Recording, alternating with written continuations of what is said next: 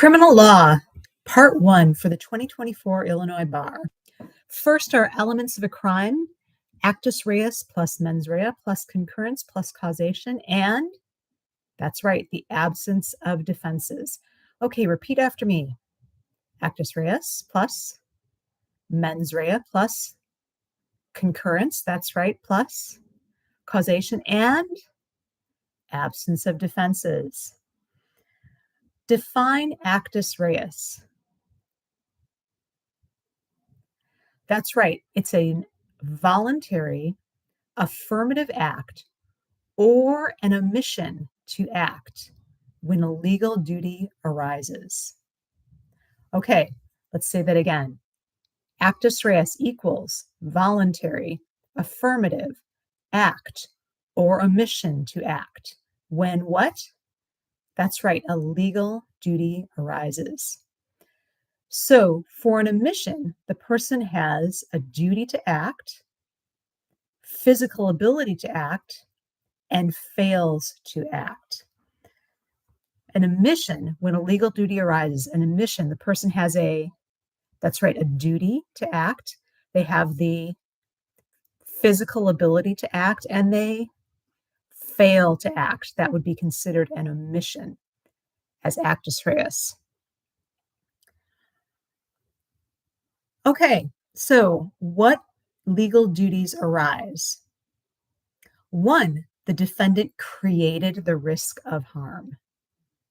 2, possession crimes, continuing to hold. 3, a special relationship imposes a duty on the defendant.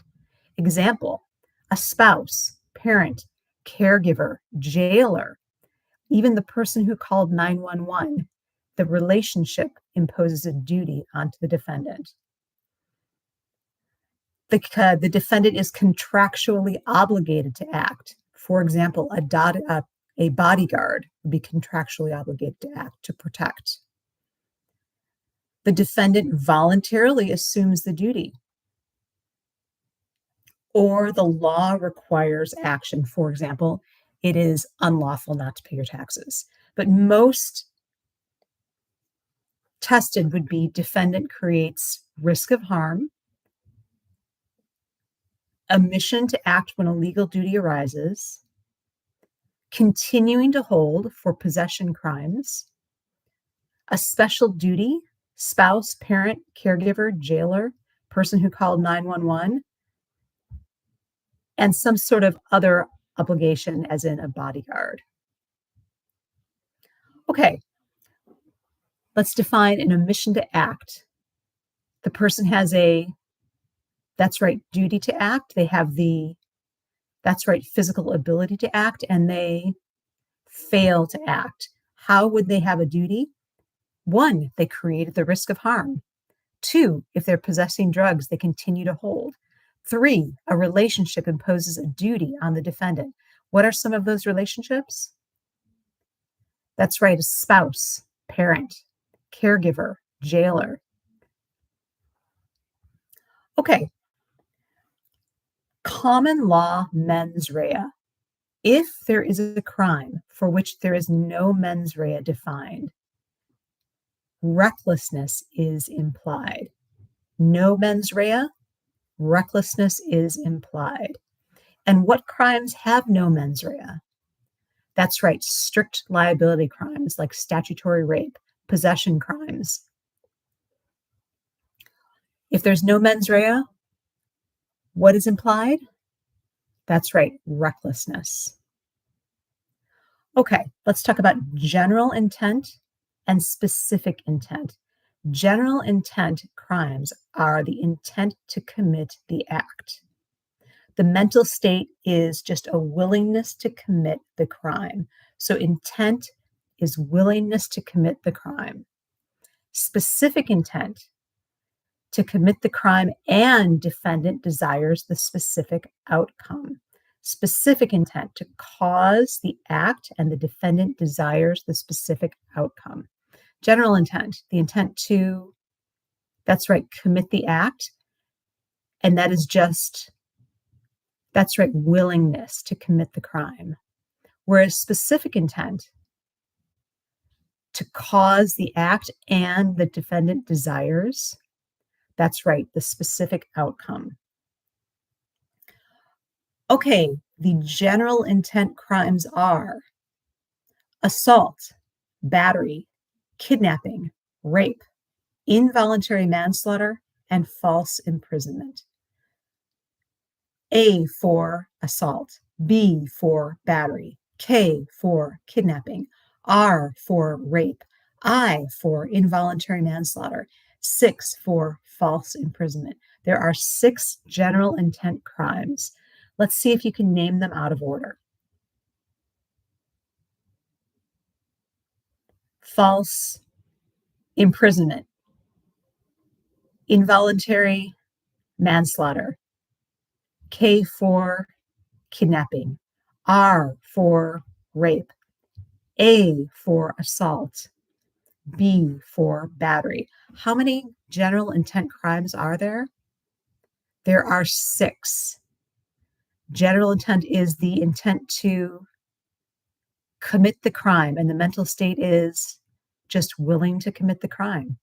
You're willing to commit one of these 6 crimes. Number 1, A for assault. 2, B for, that's right, battery. 3, K for kidnapping. 4, R for rape. 5, I for involuntary manslaughter, and F for false imprisonment. Assault, battery, kidnapping, rape, involuntary manslaughter, and false imprisonment.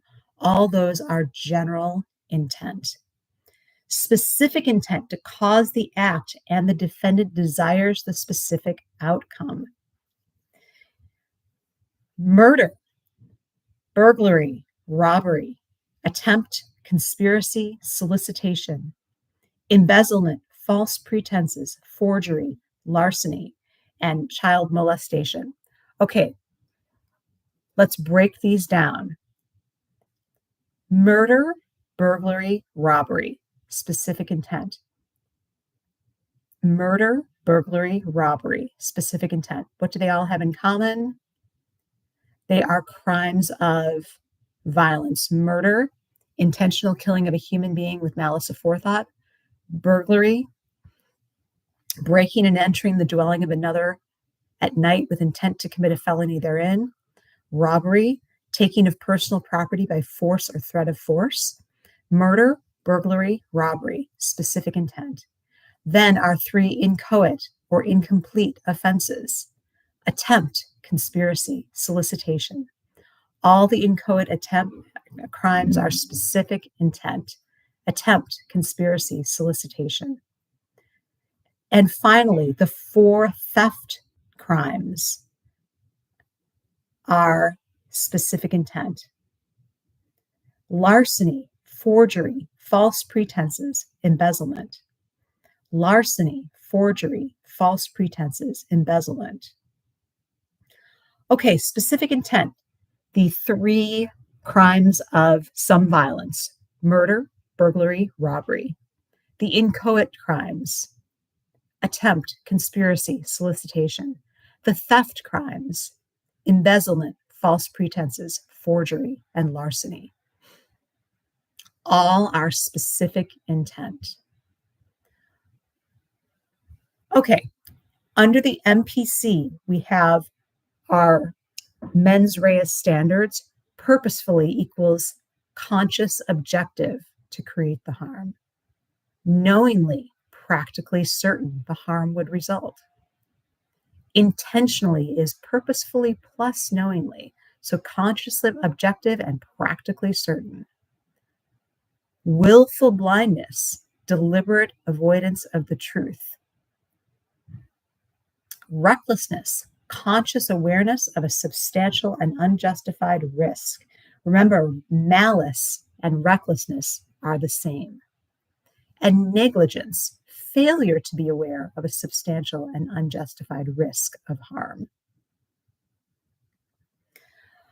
One other note here: criminal negligence is that the person should have been aware, should have known of a substantial or unjustified risk of harm. Okay, let's go through the MPC mens rea. Purposefully, That's right, conscious objective. Knowingly, that's right, practically certain. Intentionally equals purposefully and knowingly, or defendant's conscious objective to create the harm and practically certain harm would result. So those are our first three.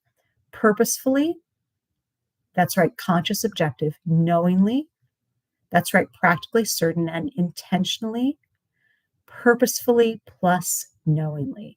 Conscious objective plus practically certain.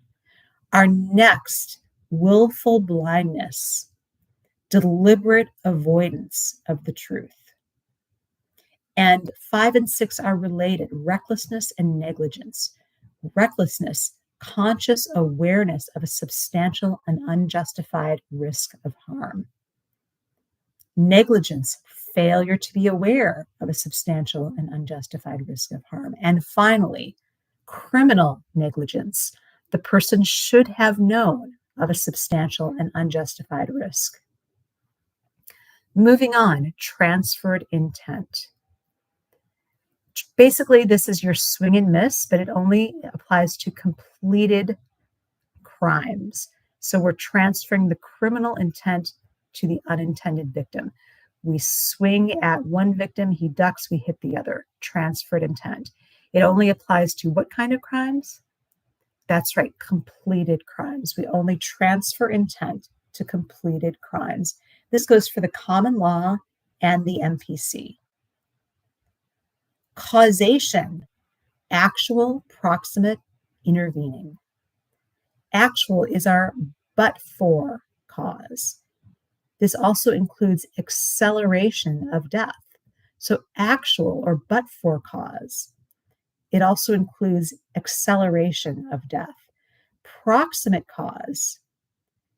Unlike the foreseeability test in torts, proximate cause means the cause is the crime is the natural and probable consequence of the defendant's act.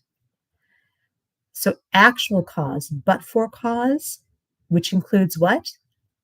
That's right, acceleration of death. Proximate cause equals, that's right, the natural and probable consequences of the defendant's act.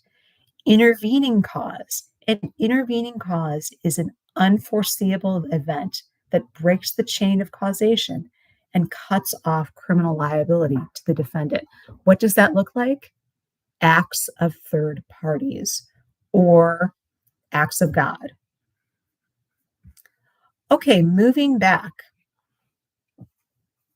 Actus reus, voluntary affirmative act, or, that's right, omission when that's right, legal duty arises. Omission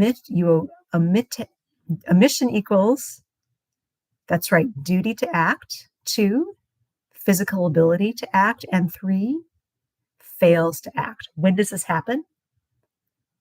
When the defendant creates the risk of harm. Possession crimes, continuing to hold. And finally, the relationship imposes a duty on the defendant. Spouse, parent, caregiver, jailer, bodyguard. Okay, what are our general intent crimes? There are 6. General intent is just to commit the act, just willingness to commit the act. 6 general intent crimes. 1, that's right, assault. 2, that's right, battery. 3, that's right, kidnapping. 4, that's right, rape. 5, that's right, involuntary manslaughter. And 6, that's right, false imprisonment. Specific intent to cause the act and the defendant desires the specific outcome. First 3 are crimes of violence. Murder and, that's right, burglary and, that's right, robbery. Next 3 are inchoate offenses.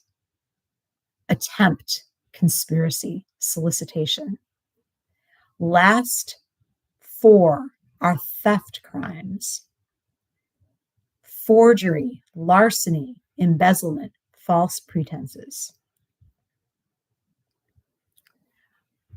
Purposefully equals. That's right. Conscious objective. Knowingly equals. That's right. Practically certain. Intentionally equals.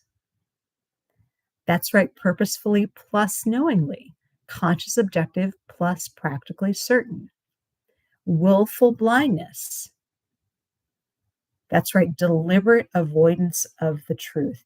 And then we have our last three: recklessness, negligence, and criminal negligence. Number one, recklessness. Conscious awareness of a substantial and unjustified risk of harm. Negligence, failure to be aware of a substantial and unjustified risk of harm. Criminal negligence, the defendant should have known of a substantial and unjustified risk of harm. When do we get transferred intent? A completed crime and to an unintended victim. Completed crime, unintended victim. That's transferred intent. Completed crime, unintended victim. Okay, causation, actual, is the but-for cause, including, that's right, acceleration of death. Proximate cause, natural and probable consequences of defendant's act. And finally, intervening cause. An unforeseeable event does what? Breaks the chain of causation and cuts off criminal liability. What does this usually look like? That's right, acts of third parties and acts of God. Next up, homicide.